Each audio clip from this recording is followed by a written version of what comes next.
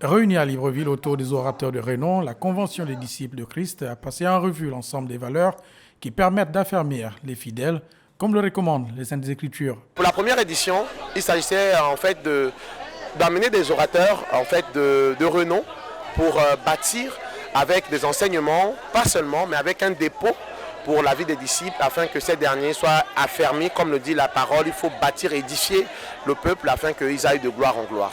Outre les enseignements à l'endroit des fidèles venus nombreux à ce rendez-vous du donner et du recevoir, les organisateurs ont mis à la disposition des futurs disciples un ouvrage qui leur permettra d'approfondir leur connaissance autour de certaines valeurs. Le Seigneur m'a fait la grâce d'écrire le tout premier livre qui est le principe de la foi. Voilà, c'est un principe important dans le royaume.